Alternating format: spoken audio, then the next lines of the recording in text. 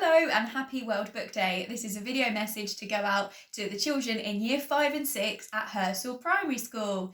Now, I think a few of you in year 6 might recognise me actually, because I was your teaching assistant when you were in reception and year 1. So a little while ago for you now, but it doesn't feel like long ago for me. But my name's Emma. I'm not Miss Bowden anymore. I'm now Mrs. Lazell. I am an author and an illustrator, and I wanted to share with you some of the books that I've worked on, and I've got some questions from some of you in year 5 and 6 to answer about what it's like to be an author and an illustrator. So first of all, I thought I'd start by sharing with you some of the books that I've worked on. So this is Big Cat. This is the first book that I published. I won't say the first book that I wrote, because I've been writing stories since I was younger than all of you, and I hope you've all been writing stories. In fact, I know some of you have, because I can remember when I worked with you in reception in year 1. So, but it's the first book that I worked on with a publisher, and that you can now find in libraries and in all the major bookshops on the high street when they all open again soon, and on the internet. So this is Big Cat, and this book was released in 2019. And Big Cat, I'm going to read to you from the blurb. Grandma, look, I found a cat. He's the cutest, prettiest, most handsome kitty cat that Grandma has ever seen. But he is a little bit different from all the other cats. A roaringly funny story involving families, felines, and finding new friends. Now, Big Cat tells the story of this oversized cat. Now, I won't pretend that in year 5 and 6 you don't already know that he's really a tiger, but it's a story all about a case of mistaken identity. Little Isabel here and her grandma, who has lost her glasses, mistake this tiger for one of their cute, cuddly cats, and he moves in with them, and it's a story all about all the chaos that follows. And then my next book that came out very recently is That Dog. And That Dog, another case of mistaken identity actually, but with these two criminals, Penny and Pat, after finding a new pooch, a new dog to add to their collection. But this guy, Pat, isn't very good at being a dog napper, and he ends up kidnapping a snake, a rabbit, a cat, all before he manages to find the dog that Penny's after. I'm going to read to you from the back. He's quick, he's clever, he's a master of disguise. That dog is a dog of many talents, and two naughty criminals want to steal him. A howlingly funny story about right and wrong, packed with silly mix-ups. So the last book that I want to tell you about comes out later this year, and the cover should be popping up on your screen now, and is called Georgie Grows a Dragon, and that will be coming out in the summer. I'm going to read to you from the blurb. Oh my goodness, I've grown a dragon. A plant has appeared in Georgie's garden, a plant that's a little bit different. None of her other plants are as grumpy or as hungry, and none of them tend to breathe flames. A scorchingly funny story about making friends and celebrating our differences. Now, if you want to find any of these books, you can find them in the library, or they're available in all major bookshops for you to read, or perhaps if you've got younger sisters or brothers, you can read them with them as well, because I know in year 5 and 6 some of you might be reading much more trickier books, I can imagine. But what I want to talk to you about is what it's like to be an author and illustrator, what exactly I do as an author and illustrator, and then I think I've got quite a few questions that you've asked me as well, so I'll answer some of those.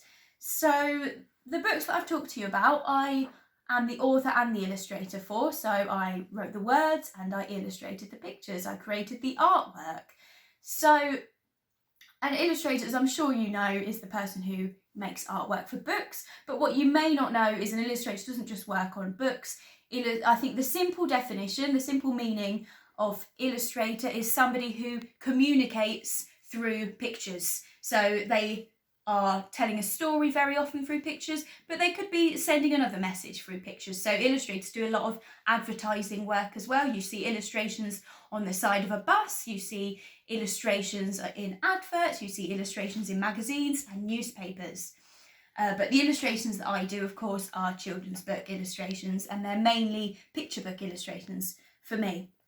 Now, to get into this industry, to get into working in children's books, I needed to find a publisher. A publisher is a person, well, publisher is a whole team of people. There are lots and lots of people that work in publishing that all have different unique jobs. But what the publisher does is they take the book from an idea that's written perhaps in a sketchbook or written on paper, and that's drawn perhaps in a sketchbook or drawn on the computer, on computer programs, and turn it into the book that you see now, and the book that you can then go and buy by scanning one of these, a barcode, in all of the shops. So publishers communicate with bookshops and libraries to make sure the book sells. They advertise the book, they put the book together. So a publisher is the person who actually makes the book.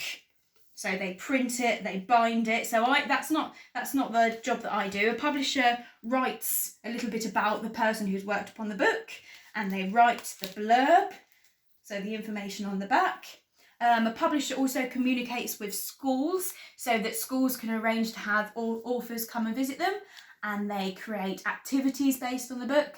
And another really interesting thing that the publishing team do is they communicate with other countries to get those books for sale in other countries. So here's Big Cat, my first book, published in Korean. So this is available for children in South Korea to read. So all the way over the other side of the world in Asia. So they communicate with other countries, and they arrange for it to be translated into other languages as well. So in order to be an author and illustrator, you need to find yourself a publisher and work with that team of people. So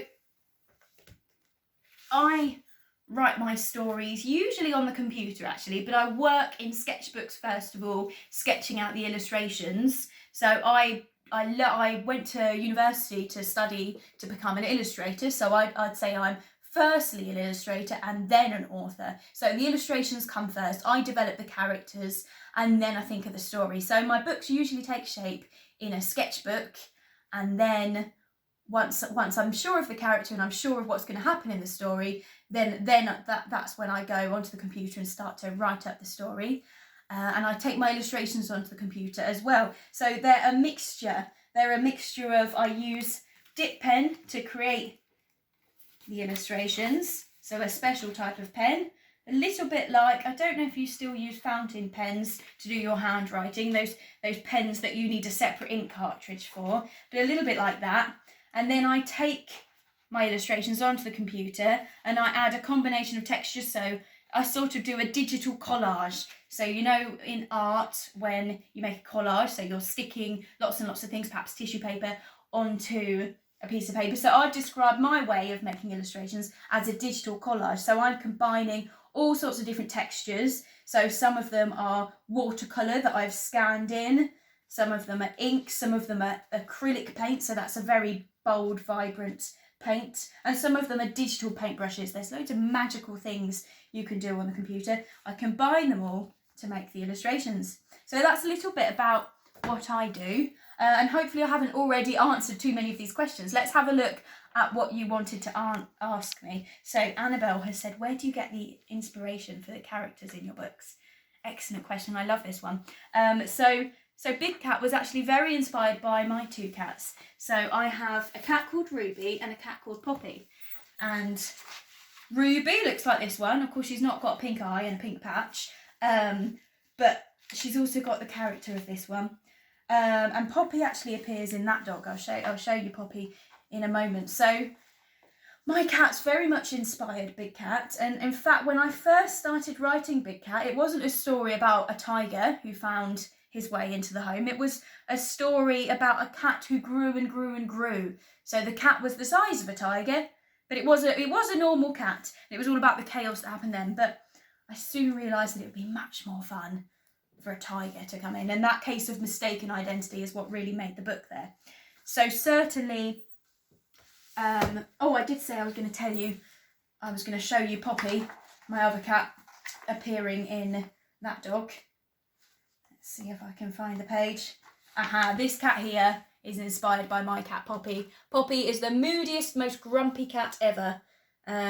Looks a little bit like this cat here. Also, the places that I visited inspire my books. So where you see landscape in the illustrations, quite often it's somewhere that I've visited, or I lived in Cambridge for quite a long while and Cambridge appears in one of my books.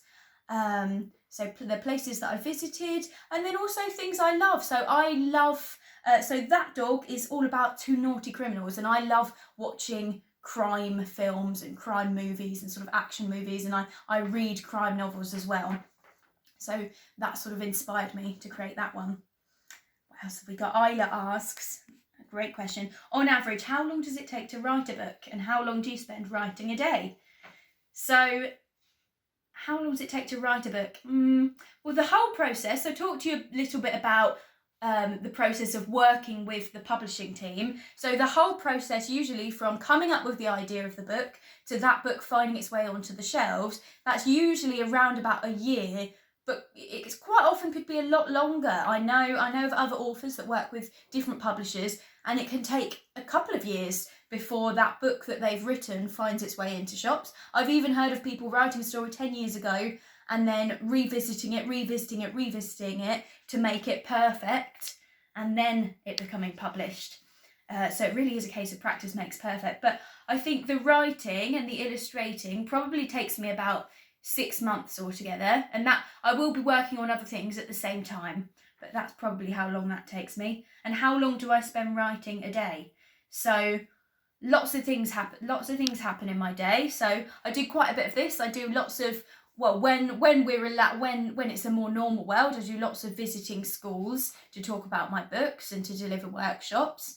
I also have to develop things like a website to try and persuade other publishers to work with me. I have to keep creating new illustrations. So I'm not writing, my work isn't just about writing, but I definitely spend at least sort of 3, 4, 5 hours of writing every single day, or I try to.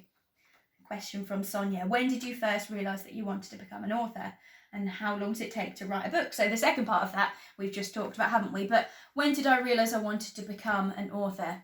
Well, when I do schools visits, I like to tell children, especially when I actually go and visit the younger children, so in reception, year 1 and 2, I like to say that I have been an author ever since I was as young as them. So because that's when I first loved to write and to draw pictures, and I always say, if you can write a story and be brave enough to share that story with someone else, then you are an author.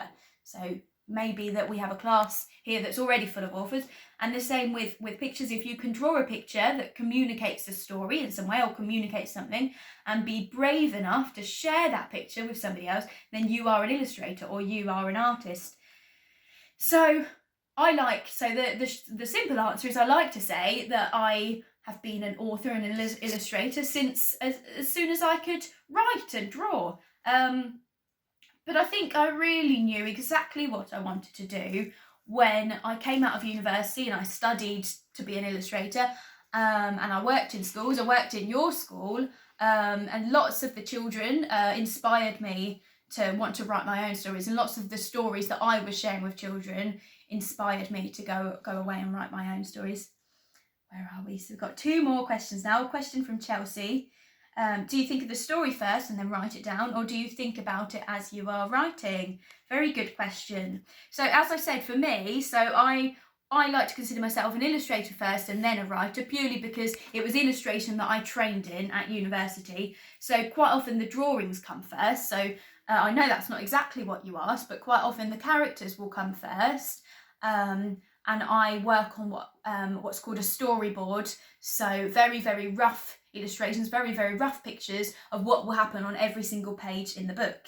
And then I write the story. So for me, I need to have a clear idea of who the characters are, what they look like, and what sort of setting the book's going to be. So I'll have illustrated that already, and what's going to happen before I start writing. But then again, do you think of the story first? There's always got to be something in my brain. I certainly do have a very, very loose idea for what the story is going to be, even before those characters come. So it's kind of a simultaneous process, and at the same time process. It's all happening at the same time. And then last one, Isla asks, on average, how long does it take to write a book? And how long do you spend writing a day? I think I've read that one. Oh, it's Isla's one has popped up twice. So we've already answered that one, haven't we? Hopefully this has inspired you to now go off and really enjoy your World Book Day, thinking about all of the books that inspire you, thinking about your favourite authors, your favourite illustrators, your favourite characters in stories, and also thinking about writing and illustrating yourselves as well. So happy World Book Day!